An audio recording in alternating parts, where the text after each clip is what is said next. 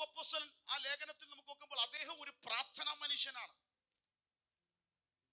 ചരിത്രകാരന്മാർ പറയുന്നു യാക്കോബിന്റെ മുട്ടിന് നല്ല തഴമ്പ, മുഴങ്കാലയിൽ ഇരുന്ന് എലിയാവിനെ പോലെ പ്രാർത്ഥിക്കുന്ന ഒരു മനുഷ്യൻ.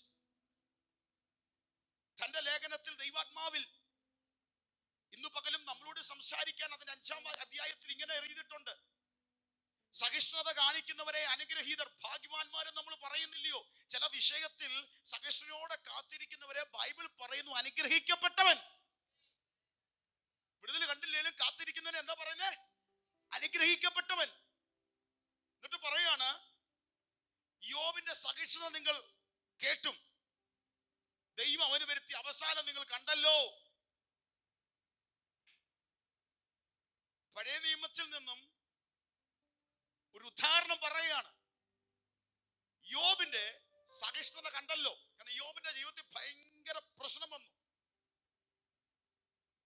പക്ഷെ അവന്റെ അവസാനം നിങ്ങൾ കണ്ടല്ലോ, ഭയങ്കരമാണ്. നിങ്ങൾ കേട്ടതല്ല കണ്ടത്, പ്രാർത്ഥിക്കുന്നവന് വേറെ ചിലത് കാണും.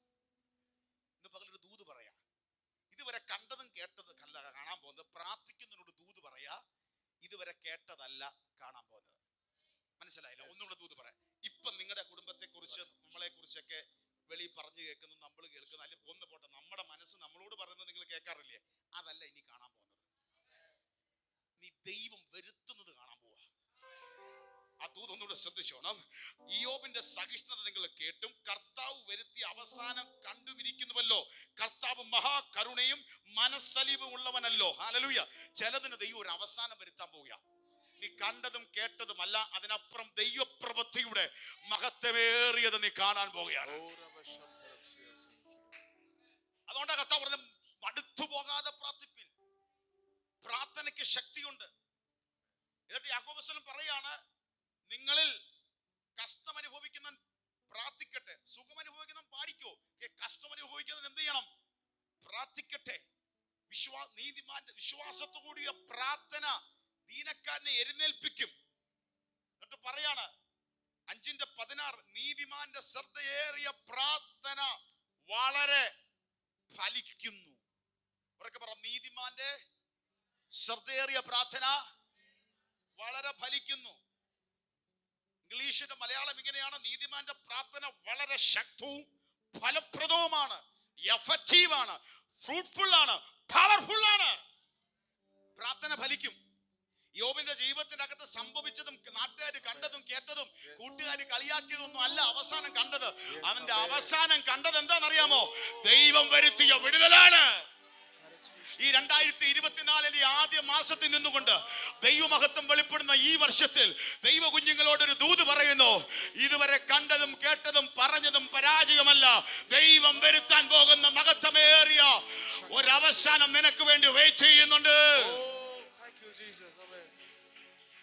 Hallelujah, hallelujah, hallelujah.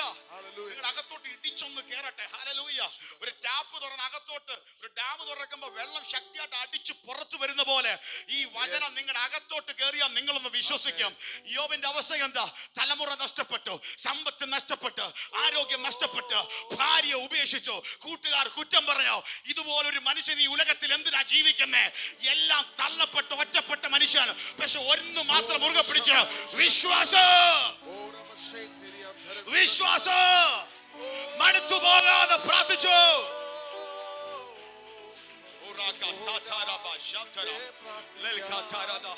ദൈവ കുഞ്ഞുങ്ങളെ, ഇന്ന് പകൽ ഈ സഭയിൽ ആരാധിക്കുന്ന ശുശ്രൂഷകന്മാർ മുതൽ സകലരോട് ദൂത് പറയാ: എല്ലാം നിന്റെ മുമ്പിൽ നഷ്ടപ്പെട്ടാലും, എല്ലാരും നിന്നെ ഒറ്റപ്പെടുത്തിയാലും, ആരൊക്കെ നിന്നെ തള്ളിയാലും, നീ ഒന്ന് കൈവിടരുത്. വിശ്വാസത്തോടെ പ്രാർത്ഥന. അത് ഫലിക്കും, അത് ഫലിക്കും. നിന്റെ കുടുംബക്കാരോ വീട്ടുകാരോ പറഞ്ഞതല്ല ഫലിക്കുന്നത്, മറ്റുള്ളവർ നിന്നെ നോക്കി പറഞ്ഞതല്ല ഫലിക്കുന്നത്. നീ പ്രാർത്ഥിക്കുന്നത് ഫലിക്കാൻ പോയാ, പ്രാർത്ഥിക്കുന്നത് ഫലിക്കാൻ പോയാ, പ്രാർത്ഥിക്കുന്നത് ഫലിക്കാൻ പോയാ. യോബിന്റെ പുസ്തകം അവസാനിക്കുമ്പോൾ 42:10 പറയുന്നു: യോബ് തന്റെ സ്നേഹിതന്മാർക്ക് പ്രാർത്ഥിക്കാൻ തുടങ്ങിയപ്പോ തന്റെ സ്ഥിതിക്ക് ദൈവം ഭേദം വരുത്തി. പ്രാർത്ഥന സ്ഥിതിക്ക് ഭേദം വരുത്തും. അതാ യേശു പറഞ്ഞു, നീ മടുത്തു പോകാതെ പ്രാർത്ഥിക്കുക. മടുത്തു പോകാതെ പ്രാർത്ഥിപ്പീൻ. നാളുകളായി ഡിലേയായി, നാളുകളായി കാർമേഘം മൂടി, നാളുകളായി കാണാതെ കാലതാമസം വന്ന ചിലതിന് ദൈവസ്ഥിതിക്ക് ഭേദം വരുത്താൻ പോകുന്നു.